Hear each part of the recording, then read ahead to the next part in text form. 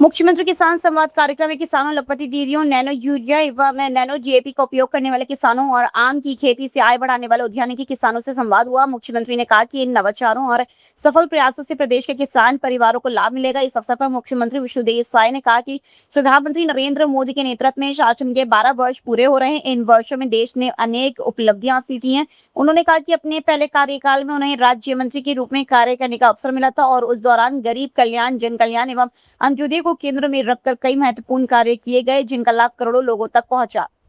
देखिए, एक तो आज यहाँ पर दूरदर्शन केंद्र में मुख्यमंत्री किसान संवाद कार्यक्रम का आयोजन था।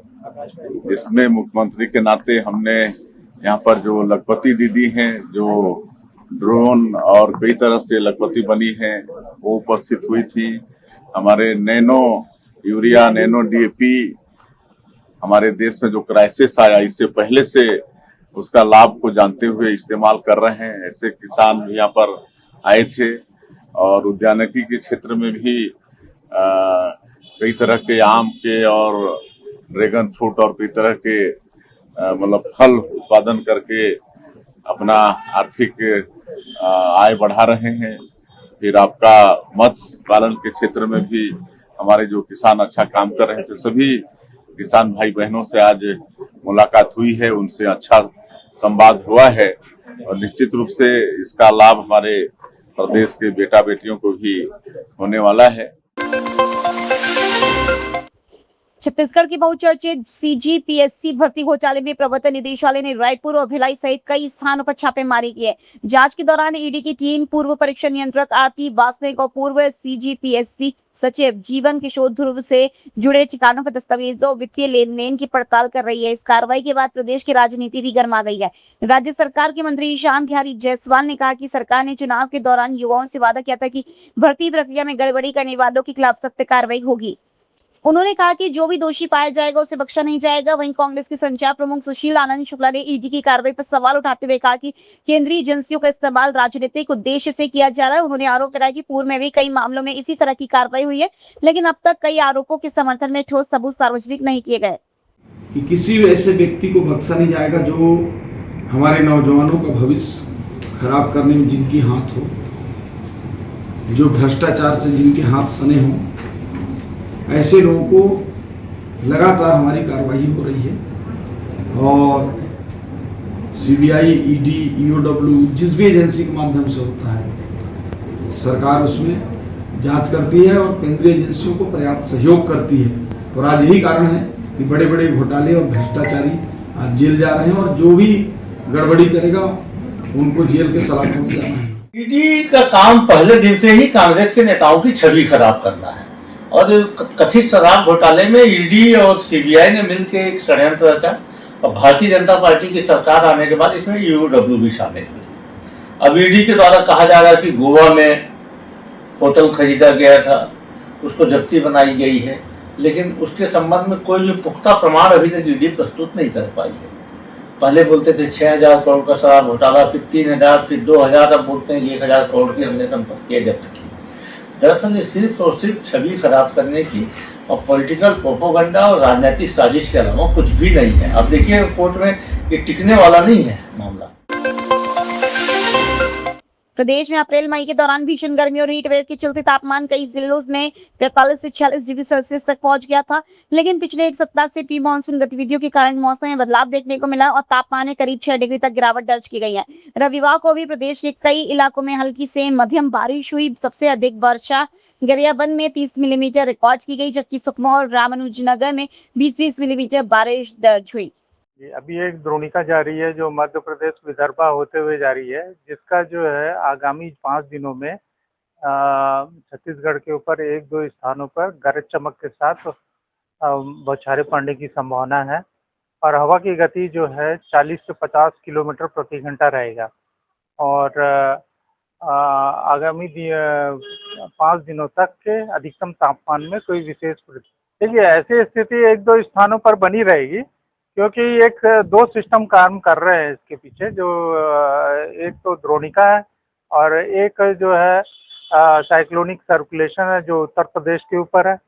उसके कारण जो है प्रदेश में जो है एक दो स्थानों पर गरज चमक के साथ में तेज हवा के साथ में जो है बौछारें पड़ने की संभावना है और टेम्परेचर जो है आगामी 5 दिनों में जो है कोई विशेष परिवर्तन नहीं होगा और टेम्परेचर जो अभी जो 40 से 42 डिग्री के आसपास है, यही तापमान जो है 5 दिनों तक बना रहेगा। येलो अलर्ट भी जारी किया गया है कि आज के लिए येलो अलर्ट है, कल के लिए जो है कल से जो 2 दिन के लिए ऑरेंज अलर्ट है, उसके बाद फिर येलो अलर्ट है। तो अभी येलो अलर्ट में जो है 40 से 50 डिग्री वायु का गति रहता है और ऑरेंज अलर्ट में जो है 50 से 60 किलोमीटर प्रति घंटा की रफ्तार से हवा चलती है। राजधानी रायपुर के राजीव गांधी चौक पर जिला कांग्रेस कमेटी ने नगर निगम के यूजर चार्ज में बढ़ोतरी के खिलाफ प्रदर्शन किया। जिला अध्यक्ष की अगुवाई में कार्यकर्ताओं ने आदेश की प्रतियां जलाकर विरोध जताया। कांग्रेस ने आरोप लगाया कि देश में पहले से ही महंगाई बढ़ रही है, ऐसे में नगर निगम द्वारा यूजर चार्ज बढ़ाकर आम जनता पर अतिरिक्त बोझ डाला जा रहा है।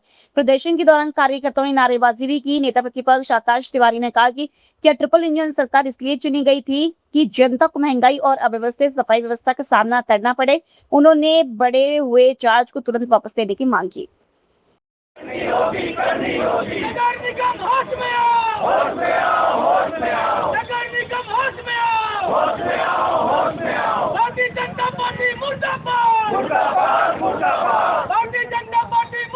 भारतीय जनता पार्टी की ट्रिपल इंजन की सरकार के जो परिषद है और महापौर है, ये रायपुर नगर निगम भगवान भरोसे चल रहा है। पिछले 6 दिन आप देखेंगे कचरा गाड़ी डोर टू डोर नहीं आ रही है। उसके बाद इन्होंने कचरा कलेक्शन जो डोर टू डोर होता है उसका यूजर चार्ज बढ़ा दिया।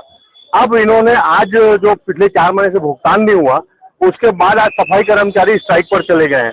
तो भगवान भरोसे रायपुर नगर निगम में जो जवाबदार पद पर जो लोग हैं वो जवाब देने से बच रहे हैं। क्या इसीलिए लोगों ने ट्रिपल इंजन की सरकार को वोट देकर महापौर बनाया था? ये बड़ा प्रश्न चिन्ह खड़ा होता है। और सबसे महत्वपूर्ण बात, एक आम आदमी को परेशानी में छोड़कर भारतीय जनता पार्टी के लोग मजे कर रहे हैं। डोर टू डोर कचरा कलेक्शन काम बंद है, नालियां साफ नहीं हो रही, सड़क साफ नहीं हो रहे, तमाम प्रकार के लोग सफाई को लेकर परेशान है और सफाई का यूजर चार्ज सरकार अभी बढ़ा रही है, लागू कर रही है, तमाम परेशानियां लोग झेल रहे हैं। ऐसे समय में सरकार को लोगों को मदद करना चाहिए, रियायत देना चाहिए, सब्सिडी देना चाहिए। वो छोड़कर अधिभार देना, बोझ बढ़ाना, आर्थिक बोझ बढ़ाना, ये काम जो सरकार कर रही है उसको खिलाफत करने के लिए कांग्रेस पार्टी यहाँ पर आई है। इस राजपत्र के आधार पर ये लोग ये कर रहे हैं। हम इसको जलाकर, इनकी प्रतियां जलाकर हम विरोध कर रहे हैं। हम चाहते हैं शासन इसको वापस ले। इसमें कहीं ना कहीं महापौर की सहमति होगी, विधायकों की सहमति होगी, रायपुर के चारों शहर के विधायक है उनकी सहमति होगी, सांसद की सहमति होगी। सरकार तभी ऐसी चीजें लागू करती है।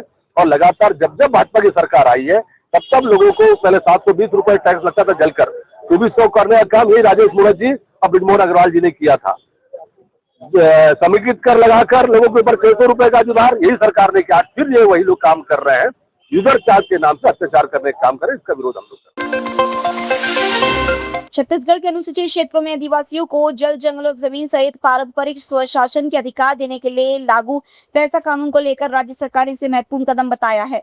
इस पर प्रतिक्रिया देते हुए उप मुख्यमंत्री विजय शर्मा ने कहा कि इस कानून के तहत ग्राम सभा को सबसे शक्तिशाली इकाई माना गया है। उन्होंने कहा कि स्थानीय समुदाय को अपने क्षेत्र से जुड़े निर्णय लेने का अधिकार दिया गया है, जिससे प्रशासनिक फैसलों में ग्रामीणों की भूमिका मजबूत होती है। उन्होंने बताया कि खनिज, रेत, पत्थर और लघु वन उपज के उपयोग व प्रबंधन में ग्राम सभा की अहम भूमिका होगी। किसी भी विकास परियोजना या भूमि अधिग्रहण से पहले ग्राम सभा की सहमति आवश्यक होगी। साथ ही आदिवासी संस्कृति, परंपराओं और पारंपरिक विवाद निपटान प्रणाली का संरक्षण भी ग्राम सभा द्वारा किया जाएगा। पैसा कानून बहुत अच्छा है, सभी समाजों के लिए बहुत अच्छा है। उसमें ओबीसी समाज, आदिवासी समाज, सारे समाज जो वन क्षेत्र में रहते हैं वो वन के परंपराओं के संरक्षण के लिए, संवर्धन के लिए बहुत अच्छा कानून है और इसलिए वो तो है ही है, लागू है कानून। दूसरा मसला ये है कि बस्तर का विकास का जो काम है, बस्तर के विकास के लिए बहुत स्पष्टता से सबने मन बना करके बस्तर के परंपराओं के आधार पर, बस्तर में उपलब्ध लघु वनोपजों के आधार पर बस्तर की आर्थिक उन्नति हो, इसकी रणनीति बनाई जा रही है। बहुत अच्छी योजना माननीय केंद्रीय गृह मंत्री जी ने अभी नेशनल इंस्टीट्यूट ऑफ डिज़ाइन के लोगों को भेजा था, उसके डायरेक्टर स्वयं आए थे। उन्होंने अनेक दिनों तक बस्तर में घूमकर सारे विषयों को देखा है, समझा है। डिज़ाइन मीन्स ये साइट डिज़ाइन, बिल्डिंग डिज़ाइन नहीं है भाई। ये नेशनल इंस्टीट्यूट ऑफ डिज़ाइन जो है ये प्रोसेस डिज़ाइन करते हैं, क्या प्रक्रिया होगी, लघु वनोपजों पर उन्होंने काफ़ी काम किया है, और दूसरे भी क्या क्या चीज़ हो सकती हैं, क्या पशुपालन हो सकता है क्या, और क्या क्या हो सकते हैं वहाँ पर, इस पर काम किया है। तो बहुत जल्द ही बस्तर का नया स्वरूप दिखेगा, बस्तर के अपनी क्षमताओं के आधार पर दिखेगा। जो साहस पिछली सरकार कर न सकी वो माननीय विष्णुदेव साय जी कर रहे हैं। वो इस बात को समझने के लिए कि लोगों को अगर आवश्यकता है तो सीधे मुझसे संपर्क हो सके, इसलिए वो इस काम को कर रहे हैं। हालांकि एक फिल्टर होना आवश्यक है, इसलिए उनका कॉल कोई रिसीव करेगा, विषयों को समझ करके किस तरह की बातें आ रही हैं माननीय मुख्यमंत्री जी को फीडबैक आएगा। कालांतर में जब लोगों को मिलना होगा तो वो भी उसके माध्यम से किया जा सकेगा। बहुत अच्छी योजना है, बहुत अच्छा है, जनता का सीधे माननीय मुख्यमंत्री जी से इसमें जुड़ाव हो सके।